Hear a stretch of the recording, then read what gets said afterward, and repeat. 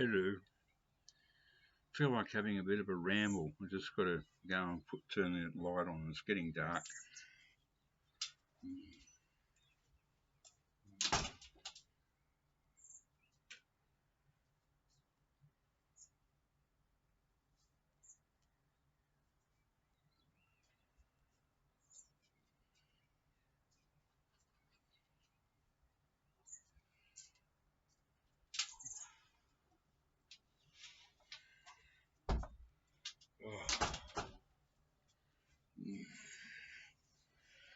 It's daylight saving. I hate it. I especially hated it when I worked for the post office and I was on the early shift, um, the 4 a.m. shift. So in summer, when you couldn't sleep because of the heat, sometimes I'd be lucky to get 1 or 2 hours sleep and then have to get up and go drive, you know, for half an hour or 40 minutes to get to work on the other side of the harbour, Sydney Harbour. Um, it was a nightmare. Anyway, that's long gone. Bit of a ramble, just a bit of a something to show good old Ben Rankins in Melbourne. This is my original copy of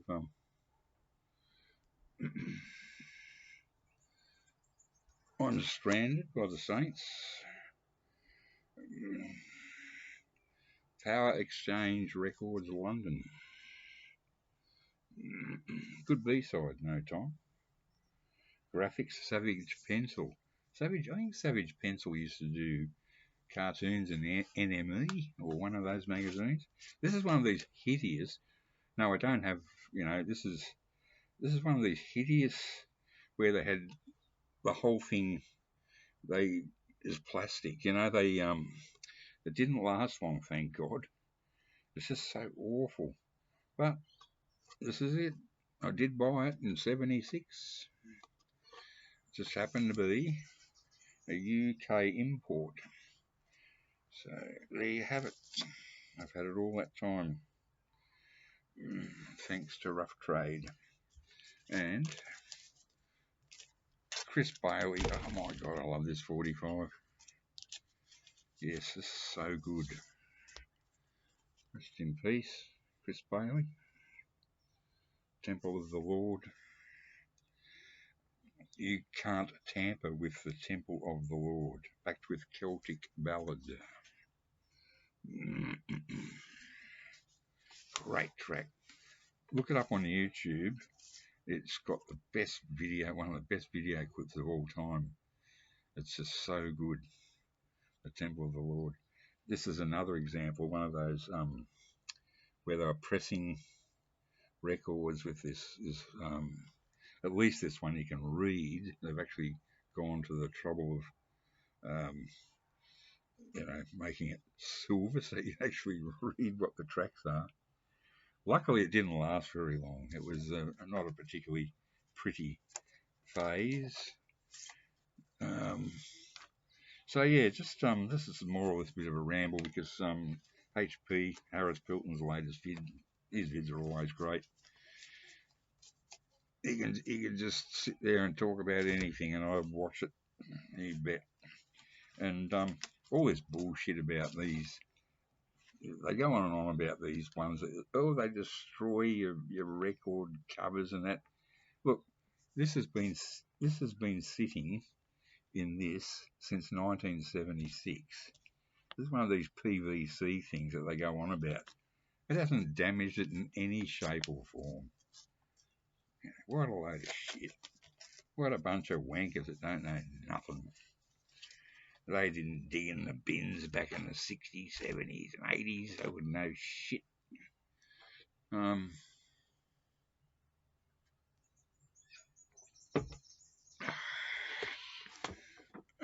Australia's finest wine. Albertson's Reserve, made from the finest. No, I won't go into that. It's just daylight saving. I'm all out of whack. I'm tired as hell, but I can't go to bed because it's daylight. But it says it's 8 o'clock. So yes, a bit of a ramble. Um, yeah. Thanks, Aris, for showing good old New Day Rising at the end of your vid because I haven't listened to it in a long, long time, and I whipped it out today and went, oh my god, it is the girl who lives on Heaven Hill. I apologize. What a great album, yeah. I think I did a ranking on my Husker Du albums. I've got most of them. I think I'm missing one, and I've got a horrible feeling I put it near the bottom. I must have just been down on the album at the time. I don't know. It's like hundreds of videos back. I'm not going to go looking for it because I don't even know what it's called. But I know I did. I don't know if it was a ranking or just showing them, but I think I ranked them, and I think afterwards I thought, why did I? But then you see, I love all their albums. So, but after playing it today, I'd definitely put it in the top three. Um, Hare Krishna, ding, ding, ding, ding, ding. Good old Grant Hart. Sadly missed. What a genius that guy was, You know, taking the Bo Diddley beat and just singing Hare Krishna over the top. It works. It really works. Just like Johnny Marr did with How Soon Is Now. This is a ramble, already 6 minutes and 50, and I've said virtually nothing. Yes, the situation with the albums in the 60s. I started work in January 68. I was 16 years and 9 months old. I'd been expelled from high school. Dad said, you're not going to hang around the house, you're going to go and get a job. So I applied for the tax office and I got it because, and the funny thing was, I didn't even pass my high school exams. So I got the lowest pass, and that was acceptable to the tax office, and I always remember going in, and there were all these old guys from World War II there that had one arm, one leg, and they used to have lifts going up and down. You go into work we used to sort of mods, we go with our mod gear on and all that shit. Well, not mod 64 mod, but the later version. But and we go in and we'd hop in the lift and there'd be a guy with one arm and his whole job was just going up and down these 10 floors all day. But yeah, and one day I got in there and one of our favourite shows here was World Championship Wrestling, which is nonsense because it was just coming out of Sydney, but they had all these sort of burnt out wrestlers from the US and all over the place, and my favourites were Skull Murphy and Killer Kowalski. And one day I was on the ground floor, pressed the button to go up to the floor where I was working up near the top, and when it lifted open, the guy with one arm was standing in the corner, and here these two humongous dudes taking up the whole bloody lift. And I went, fuck, it's Skull Murphy and Brute. It wasn't Brute Bernard, Skull Murphy and Killer Kowalski. I just went, oh my God. And I was a pretty skinny guy in those days, so I just sort of hopped in between them, and the doors sort of went like that. Get up to the top. Oh man, I was in heaven. Absolutely in heaven. That was so great. And apparently, I found out years later they were constantly being brought up to the tax office because they come out here and do the wrestling shows and then piss off with the money without paying any tax. God bless them. It was like the third time I wanted to see Screaming Jay Hawkins.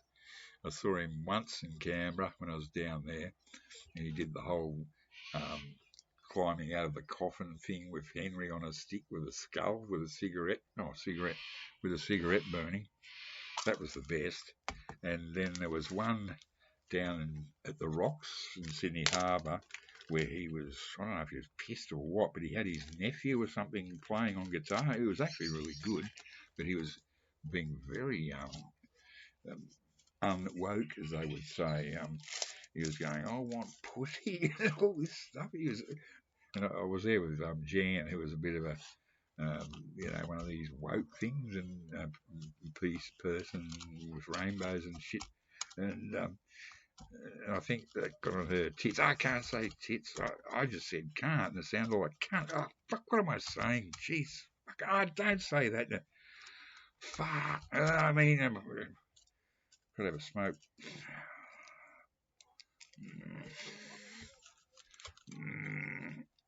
The Beatles Red and Blue albums. Now and then, run to me. Hey, it's a rip off of the Bee Gees, mate. Anyway, I'm not pissed. I'm just tired. And the third time he was supposed to appear, he actually got the money in advance in the US and just didn't bother to fly out to Australia. Screaming Jay, I put a spell on you. What a classic track. Yeah, albums. Hurry up. Albums weren't, if you like me, you spent all your life in low paid jobs, especially in those days, albums were just, they weren't, albums, were comparatively the same as they are today, I suppose. But they were just a luxury, and there really were no albums worth buying.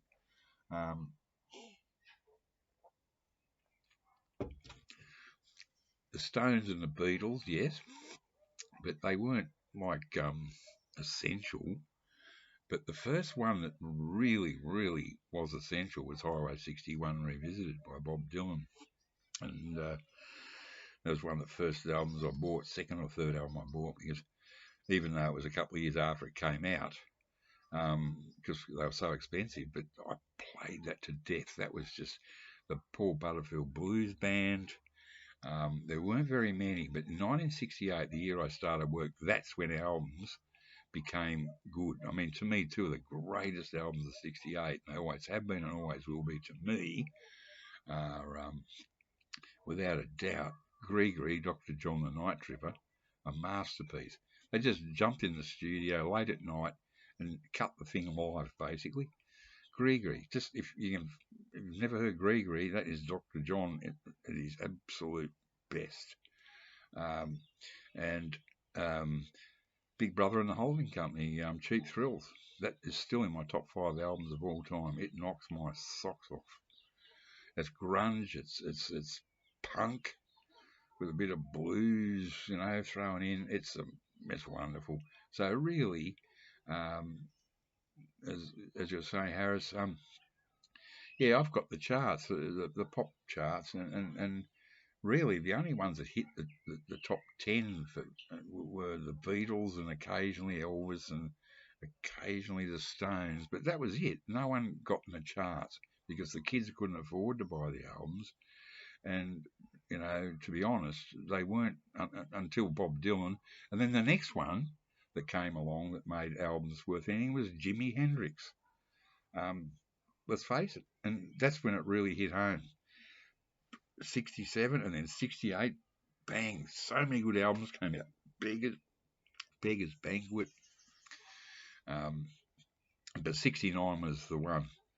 That was it. 69 didn't kill the single, but the single was no longer king because that's 68 albums. There were some good albums to buy. I wouldn't say more than 10 or 20.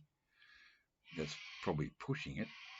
I'm talking albums that have every track is great. Even the weak tracks are great. Therefore, the White Album, the Beatles. I nearly forgot that. Oh, that's what I had to say. And the old World War II vets, the ones in the that were doing the tax returns, they used to go down to the first and last pub down at Circular Quay in Sydney on the harbour there, and there was an early opener, 6 a.m., and they'd be tanked to the gills. They get to work at 9 o'clock, pissed as parrots, and sit there all day doing people's tax returns.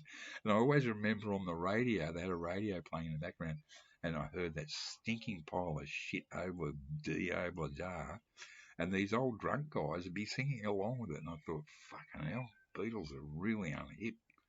Okay, the best singles are 68. Number 1, White Room. Number 1, All Along the Watchtower, the Jimi Hendrix Experience.